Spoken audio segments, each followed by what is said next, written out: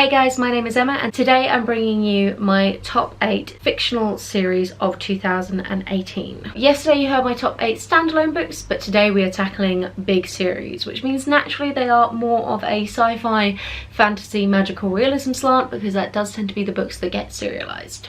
These are going in no particular order. Series number 1 is the Great Library series by Rachel Caine, which starts with Ink and Bone. I've only grabbed the first book for most of these because otherwise I would have been carrying 1,000,000,001 books into this room and I really couldn't be bothered today. So this tells the story of a fictional world where the Library of Alexandria was not burnt down but instead became a powerhouse form of government, and it's brought us up to roughly modern day-ish, but this time with the idea of them being the ruling majority. So books are illegal and instead we have these e-reader type things that allow copies to be sent to us directly through a system of magic that never really gets fully explained. The flow of information is controlled from the government and it dictates what the general public does have access to. This tells the story of Jess Brightwell, who is the son of a infamous book smuggler, and he goes to work for the Great Library, mainly to be an insider for his father, but he has his own nefarious plans as well. The series continues from there and it's just a brilliant, wonderful... My favourite thing about the series, probably, I'd say there are two things that I love about this series. One, the representation is so good, it's insane. We are talking characters from all over the world with so many different ethnicities and sexualities, and it's just such a wide, rich cast, which I think is done very well and not felt forced in any way. So that is brilliant. The second thing that I think is really cool about this book series is Rachel Caine uses it as an opportunity to explore what books represent, what highway of information represents, how we should control things like censorship, should we? And I think in this day and age with the internet and with the amount of information that is readily available at our fingertips, it's a really interesting discussion, but also the amount of fake information that's readily available at our fingertips. It's just a really interesting and relevant discussion couched in a wonderful, fantastical world, which as far as I'm concerned is what the best kind of books do. It's for like history of ideas if you're really keen on that kind of thing as well, and it just generally is a cool series overall. If you like books, which you clearly do because otherwise why would you be here, you are gonna like this one. Another one that kind of makes you think is the Silo series by Hugh Howey, starting with Wool. So I technically read this one last year, but I finished off the series with Dust and Shift this year. It's a trilogy. It was originally published in novella form online, and this is the compendium of the first collection of novellas. It tells the story of a silo which is buried underground and people live in it, and it's, you know, like 100 floors high, and they are fully buried underground and they are under the belief that the world is a nuclear wasteland, basically. In book 1 we don't really get a crazy amount more information other than that, and then it sort of unfolds from there. I'm clearly not going to go into too much detail, but it's a really cool post-apocalyptic dystopian future. I think the cast of characters is awesome. I love the main female character, she's a total badass. If I could give any weakness of this book, I think it is quite obvious, especially when you read the whole trilogy, that it was not originally all planned out and written and then published. It was a short story idea that then gained popularity and traction, and then it all kind of spiraled from there, which means that some of the pacing can feel a bit off, some of the ordering more than anything else can feel a bit off. Like personally, if I was Hugh Howey, I'd want to like bring this all back in, rip it all apart, mix and match all the chapters back together and then put it out like that, and I think it would flow nicer as a story. But having said that, it's still a wonderful trilogy. So cool. If you've been around for a while on my channel, this is going to come as no surprise. Another series that I absolutely fell in love with this year is the Winter Night series by Catherine Arden, starting with The Bear and the Nightingale. Oh my god, it's just so flipping good.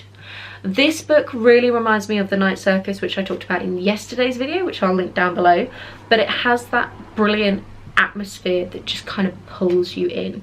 It's set in medieval Russia and it focuses a lot on Russian folklore, and it follows our main character who can see the demons and lore from Russian folklore, which contradicts with some of the religious stuff that was going on in her family. It's beautiful and just wide and expansive and glorious, and I absolutely adore it. There are currently 2 books out, and the 3rd one should be coming out this year. In fact, I think it comes out at the end of January, and I'm really stressed about it because I'm trying to go on a book buying ban, and oh my god, I don't know if I can cope. It's like the only book that I'm bothered about the fact that it's coming out this year. I don't do most anticipated releases apart from this one book. So I love it. It's awesome. If you are into historical fiction with a slight magical twist, if you like really immersive books, if you like books that give you lots of random information about topics that you don't know about, if you like books with strong female leads, if any of these things are ticking your boxes, if you like the Night Circus, read it. Like, read it, read it, read it, read it, read it. I love it. I love it so much. A trilogy that got loads of attention this year for damn good reason is The Themis Files by Sylvain Nouveau, which I listen to all on audiobook, and I would personally recommend that that is the way that you do it. I've talked about this series on my channel loads of times before because they are flipping wicked, and it tells the story of a young girl who finds a giant metal hand buried underneath the ground, and when she is older and becomes a scientist, she gets a chance to study it and finds out that it's actually connected to a giant robot that was left to us by aliens. Oh yeah, it's awesome. Again, another book that if you're a mega nerd who likes to learn about new topics, it's going to be right up your street. There is physics and science and engineering and linguistics and military planning, and it's just such an expansive and wonderful look at the logistics of finding alien technology actually here on Earth. Obviously, again, with a trilogy, it is completely finished, this series, so if you do want to binge it in one go, you totally can. I loved the ending. I thought the whole thing tied itself together really well. Normally with a series, there are a few weak books in it. This one, no.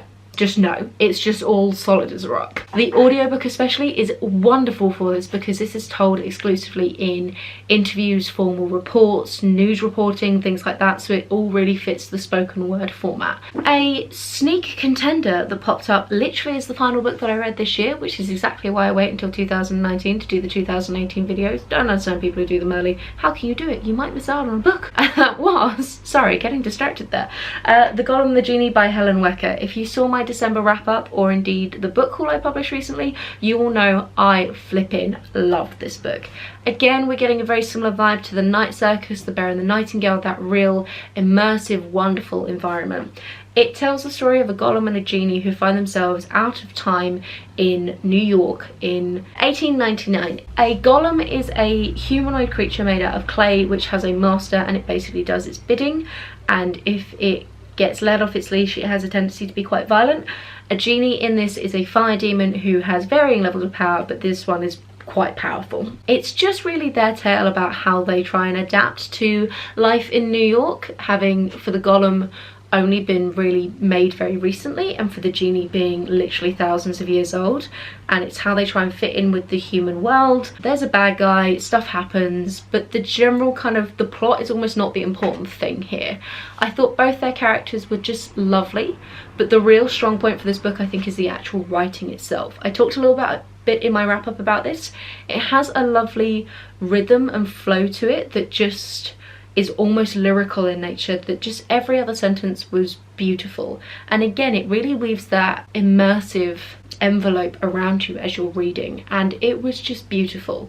It is technically book 1 in a series. However, if you're waiting for book 2 like me, oh god, I want them again. You're gonna be waiting until 2020. I almost didn't include it in this particular video. I nearly put it in my standalones because it's essentially a standalone right now, but it is technically part of a series, and fingers crossed we get that new book really soon. The next book I wanted to talk about is the Memoirs of Lady Trent series, which is by Marie Brennan, and the first one is A Natural History of Dragons. This is if David Attenborough were a Victorian woman in a world where dragons existed. Do I really more? It's freaking wicked. So Lady Trent is a lovely upstanding woman of the upper class who basically wants to go off and explore dragons, and this is her first venture out into the world before she becomes the expert of dragonology that we know that she's going to be, because this is her memoirs, so it's told at the beginning from her having been already established in the world of science. So I kind of liked that framing because it did feel more like a, as the name, like as it says on the title, actual memoir of somebody, and I liked the idea that it kind of implied that it could genuinely have happened. I also like the fact that we all know that everything ends happily ever after, because she's writing it from an older age, so it gave the whole story a slightly kind of a warm, cozy, almost like The Hobbit style to it, where you know it's got a happy ending, so there's no real danger anywhere. Some people have criticised this book because it had too much scientific detail and had a very slow pacing, but for me personally, those were its strengths.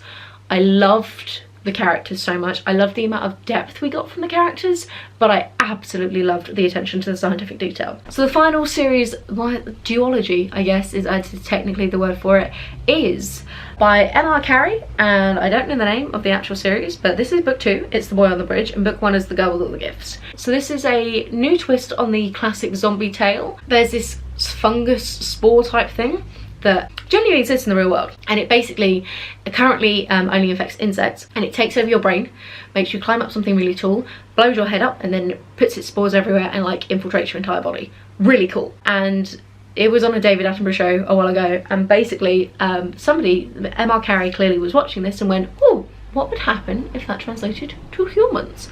Ergo, we get another zombie tale. I really liked it. I thought it was good fun. It's probably the weakest of all of the series that I read. Having said that, I still had a really good time reading it. I love zombies. I love the elements of including kind of plant type characteristics in with the classic zombie tale. I thought the characters were awesome. Book 2, which is this one here, is definitely weaker than book 1. Some of these characters do some freaking dumbass things for military people, and it's really annoying because it's the kind of plot that feels a little bit contrived, because only by human stupidity do we end up here. Having said that, I thought that it had a nice way of rounding out the duology. The whole thing generally really interesting, and on just like a fundamental level, it was fun. And like sometimes you just need a fun book, you know? Like some of these get a bit deep and intense and like you can ponder things with them. This one's just fun, and I'm so okay with that. I've forgotten one. I do this all the time. My final book that I wanted to talk about is, again, super popular on BookTube. You will have heard of it before. It is the Wayfarers series by Becky Chambers. So this has 3 books currently in its series. It's I'll flash them up here, but I specifically want to talk about book 2. So the series in general is a epic sci-fi which is set in a world where human beings have pretty much abandoned Earth and gone to the stars and found all these other alien races and alien cultures, but we're fully integrated now, we're all just part of the society, and it's pretty much like one big kind of cosmos. Think Firefly, like the TV show Firefly. Seriously, keep thinking Firefly as I keep talking. It is just Firefly in a book form. There are 3 books in the series, but they can be treated as basically standalones set in the same universe, similar to kind of Terry Pratchett. And I personally want to recommend book 2. I've read all 3, and I do think all 3 of them are very strong. I think that they are wonderful stories.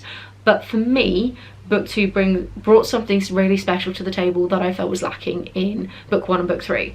I again almost put this in my standalones video because of the fact that you can read them just solo, but they are technically a series, so I didn't think that that was very fair. Book 2 is called A Closed and Common Orbit. Focuses on kind of like 2 or 3 main characters. One which is an artificial intelligence that has just been put into a humanoid type body, which is illegal currently in this like entire universe society as such.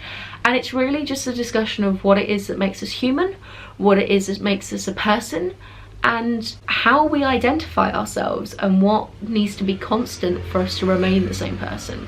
I studied philosophy at university, and one of the big things that we did talk about was personhood and how you continue, how you grapple with the logic behind a continued existence and what you need to have to define something as a continued existence. So I found the whole discussions around AI and brains being transplanted and just things like that just absolutely wonderful. It was like going back and being an undergrad. The secondary story that you get in it as well is also really cool, and I just really liked the interplay between the characters. I found it far more engaging personally than book 1 or book 3. What I will say is the whole series does really grapple with very big questions done on quite a small scale, which I think sci-fi is always really wonderful at doing. So if you are keen on that kind of style of sci-fi, I do think you'll enjoy all of them. It's just that for me personally, the questions that I like to ponder happened to all be in book 2. So it was the one that naturally resonated with me. Okay, now I've actually finished. That was 8. I'm sure that was 8. Those were my top 8 series of 2018. Tomorrow I'm coming at you with a double bill of my top 4 audiobooks and top 4 non-fiction books. Have a wonderful evening, whatever you are doing. I will see you tomorrow, bright and early, or maybe late. I don't know when I'm posting anything. I don't know why I'm trying to pretend that this is actually organised. Have a wonderful reading time, and I'll chat to you soon. Bye guys.